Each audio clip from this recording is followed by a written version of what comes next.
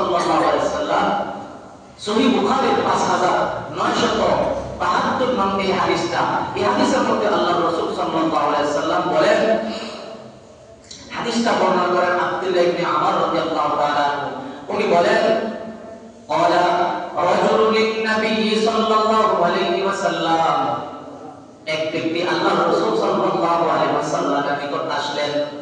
হযরত আব্দুল্লাহ ইবনে আমর রাদিয়াল্লাহু তাআলা বলেন, একজন লোক আল্লাহর রাসূল সাল্লাল্লাহু আলাইহি ওয়াসাল্লামের কাছে আসলেন। আসার পরে উনি বলতেছেন, উজাহিদু ইয়া রাসূলুল্লাহ সাল্লাল্লাহু আলাইহি ওয়াসাল্লাম, আমি জিহাদ করতে চাই, আল্লাহর রাস্তায় জিহাদ করতে চাই, আপনার সাথে জিহাদের কাজে অংশগ্রহণ করতে চাই। আচ্ছা বলেন, জিহাদ করা ভালো কাজ না খারাপ কাজ? জিহাদ করা ভালো কাজ, অত্যন্ত সওয়াবের কাজ, নেকের কাজ। আল্লাহ রাসূল সাল্লাল্লাহু আলাইহি ওয়াসাল্লামের কাছে ওই লোকটা এসে বলতেছেন, ইয়া রাসূলুল্লাহ উজাহিদু, আমি জিহাদ করতে চাই, আল্লাহর জন্য জিহাদ করতে চাই। সুবহানাল্লাহ বলেন। সুবহানাল্লাহ। আল্লাহ রাসূল সাল্লাল্লাহু আলাইহি ওয়াসাল্লাম বলেন, ক্বালা আলাকা আবাওয়ান, এ জনৈক ব্যক্তি, তোমার মা বাবা দুইজনের একজন অথবা দুজনই কি বেঁচে আছে নাকি? তোমার মা বাবা কি বেঁচে আছে? ক্বালা নাআম, ওই লোকটা বলেন, ইয়া রাসূলুল্লাহ সাল্লাল্লাহু আলাইহি ওয়াসাল্লাম, হ্যাঁ আমার মা বাবা বেঁচে আছে।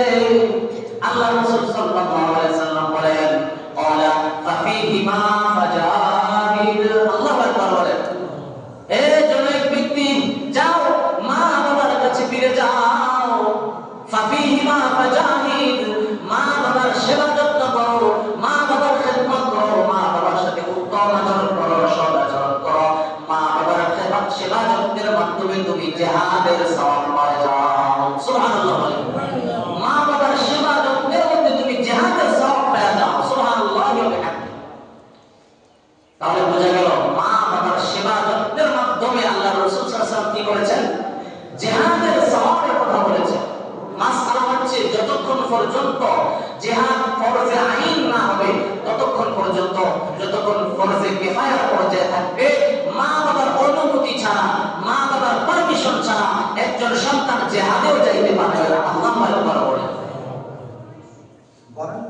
এই যে আয়াতগুলো, এই যে হাদিসগুলো, এই আয়াত এবং হাদিসগুলোর মাধ্যমে আমরা বুঝতে পারলাম, জানতে পারলাম যে একজন সন্তানের প্রতি, একজন সন্তানের জন্য মা বাবা কত দামি, কত মূল্যবান একটা সম্পদ, কত দামি একটা সম্পদ মা বাবা সন্তানদের কাছে। ঠিক কিনা বলেন? প্রত্যেকটা সন্তানের কাছে মা বাবা মূল্যবান, দামি সম্পদ। আল্লাহ পাক রব্বুল আলামিন বলেন যে আমার ইবাদত করো, আমার ইবাদতের পরে মা বাবার সাথে সৎ আচরণ করো, উত্তম আচরণ করো, ভালো ব্যবহার করো।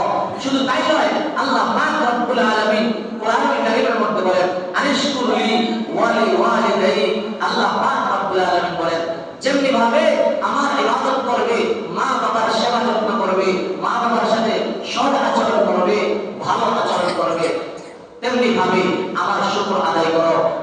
আনিশকুরলি, আমার শুকর আদায় করো, ওয়া লিওয়ালিদাই, তোমরা তোমাদের মা বাবার শুকর আদায় করো। সুবহানাল্লাহ বলেন। আল্লাহ তাআলা বলেন, আমার শুকর আদায় করো। কেমনে আমার শুকর আদায় করবে?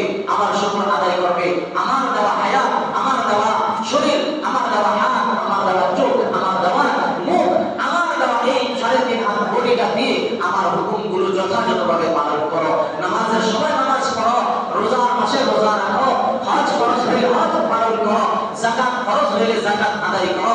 আমার হুকুমগুলো পালন করার মাধ্যমে আমার শুকর আদায় করো। আর মা বাবার শুকর কিভাবে আদায় করবে? মা বাবার খেদমত করার মাধ্যমে, মা বাবার সেবা যত্নের মাধ্যমে, মা বাবাকে খুশি করার মাধ্যমে তোমরা মা বাবার শুকর আদায় করো। অন্য হাদিসে আল্লাহর রাসূল সাল্লাল্লাহু আলাইহি ওয়াসাল্লাম বলেন, রিদা রাব্বি ফি রিদাল ওয়ালিদাইন ওয়া সাখাতুর রাব্বি ফি সাখাতিল ওয়ালিদাইন। হে পৃথিবীর সন্তানেরা, শুনে রাখো, মা বাবার সন্তুষ্টিতে আল্লাহর সন্তুষ্টি। সুবহানাল্লাহ বলেন। সুবহানাল্লাহ। ওয়া সাখাতুর রাব্বি ফি সাখাতিল ওয়ালিদাইন, মা বাবার অসন্তুষ্টিতে কিন্তু আল্লাহ তাআলার অসন্তুষ্টি। নাউযুবিল্লাহ বলেন। মা বাবার অসন্তুষ্টিতে আল্লাহর অসন্তুষ্টি। মাসআলা হচ্ছে মা বাবার সন্তুষ্টি মানে হচ্ছে শরীয়ত সম্মতভাবে সন্তুষ্টি। মা বাবার সন্তুষ্টি মানে কি? শরীয়ত সম্মতভাবে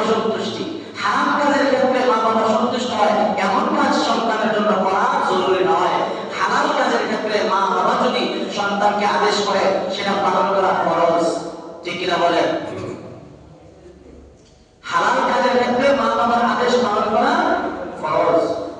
হালাল পন্থায় মা বাবার সন্তুষ্টি অর্জন করতে হবে, হারাম পন্থায় নয়, হারামের দিকে নয়। মা বাবার সন্তুষ্টি প্রত্যেকটা সন্তানের জন্য আল্লাহর জান্নাত খুলে যায়, সুবহানাল্লাহ বলে। মা বাবার অসন্তুষ্টি সন্তানের জন্য জাহান্নামের দরজা খুলে যায়।